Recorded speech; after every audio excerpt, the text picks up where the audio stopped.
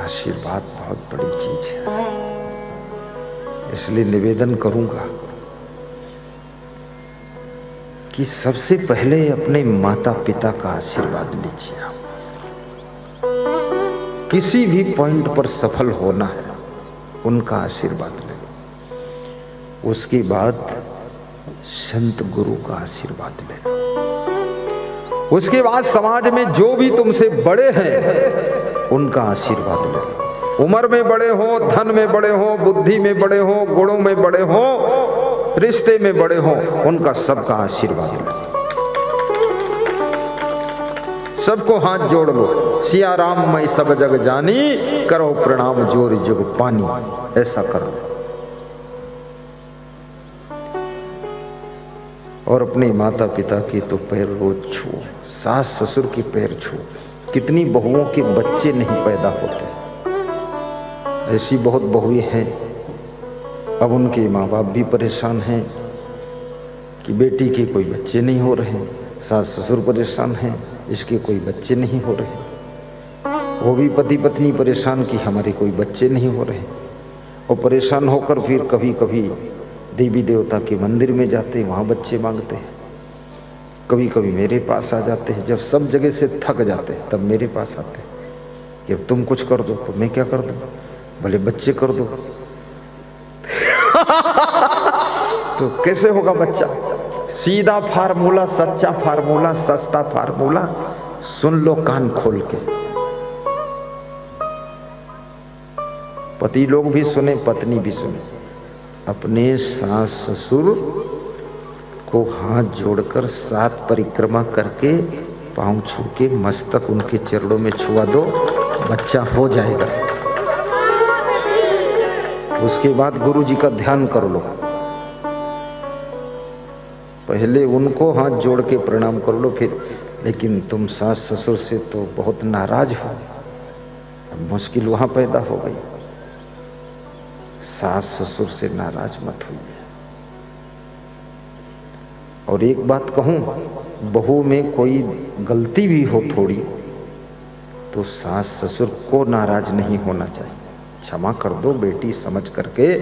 ये माया का संसार गलतियों का संसार है। यहाँ पर छोटी मोटी गलतियां लोगों से होती हैं, हो जाती हैं, हो सकती हैं, हो रही हैं और होंगी। अगर क्षमा नहीं करोगे तो किसी के साथ में गुजारा हो भी नहीं सकता।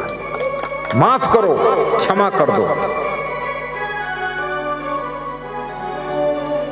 यहां जो अपना है वो भी सपना है और बाकी तो संसार सब सपना है ही।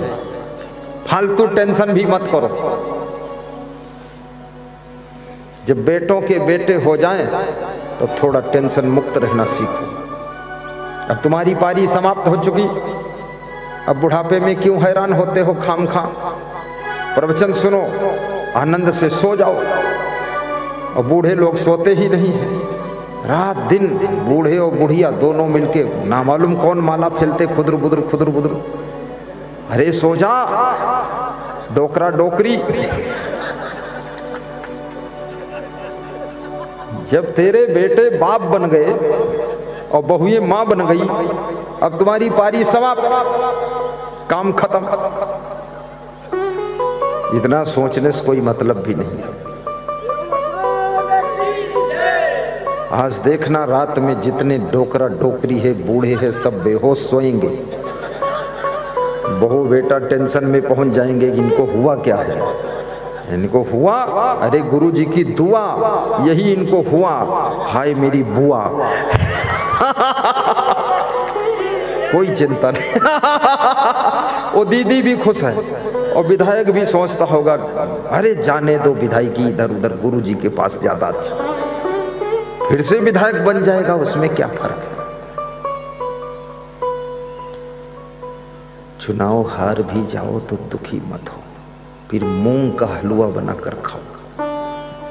ऐसे तो रवा का हलवा बनाओ, सूजी वाला, लेकिन हार जाओ तो मूंग की दाल का हलवा। सो जाओ रजाई ओढ़ के, झंझट खत्म हुआ। निश्चित रूप से तुम जीत जाओगे। कभी टेंशन मत लेना, चिंता मत करना।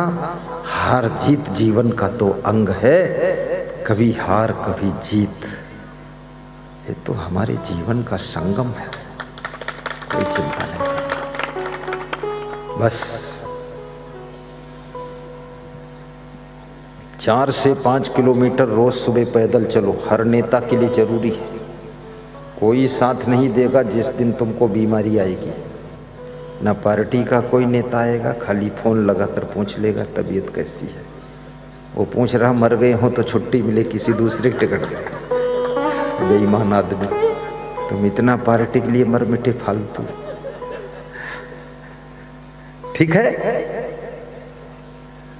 जैसे मैं बहुत बिजी रहता हूं, लेकिन सुबह सब संतों को लेकर और भक्तों के साथ में 5 किलोमीटर, 2.5 किलोमीटर जाना और 2.5 आना, 4-5 किलोमीटर पैदल चलता हूं। बड़े सुख की नींद आती। जिनको नींद ना आती हो उनकी सबसे सस्ती दवा, तेज चाल में सुबह सुबह पैदल चलो 5 किलोमीटर।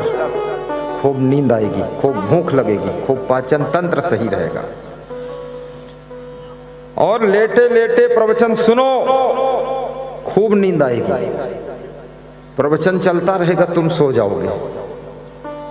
लेटे लेटे ध्यान लगाओ, ध्यान में सो जाओ। बैठे बैठे ध्यान लगाओगे, कमर में दर्द होगा। ध्यान को मन से करना है कि शरीर से करना? लेट जाओ, लंबा मच्छरदानी लगा लो, मच्छर भी न काटे, उसके भीतर ध्यान करो, फिर देखना क्या आनंद आता है। आप सभी का जीवन मंगलमय हो। सभी भक्त अपने अपने घर में एक एक दान डिब्बा रखना और नित्य गुरु का ध्यान करना, नित्य पूजा करना। एक एक फोटो माता पिता का घर में लगाना, एक एक फोटो वीरों का लगाना और गुरु की तस्वीर हर कमरे में लगाना। महान संत की तस्वीर तुम्हारे घर में कभी अला बला नहीं रहेगी और नित्य दान करने से दरिद्र नहीं रह जाएगा।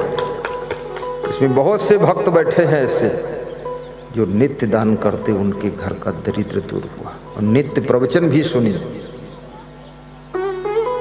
और नित्य माता पिता के पैर छूइए और माता पिता से क्रोध मत करिए, सास ससुर से क्रोध मत करिए, अपनी पत्नी से भी मुंह मत फुलाइए और पति को तंग मत करिए और गुरु के भजन भी गाइए।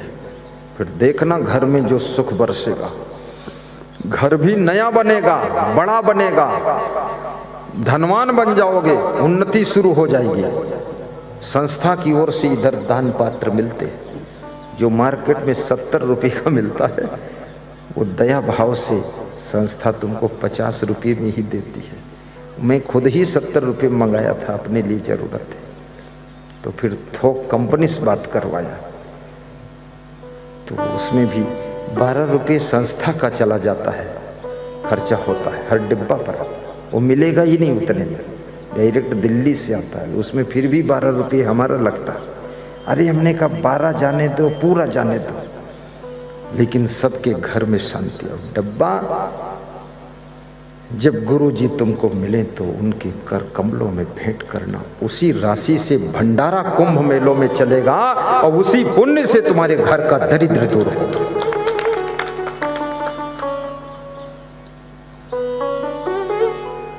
साहिब बंदगी बोलो। साहिब बंदगी।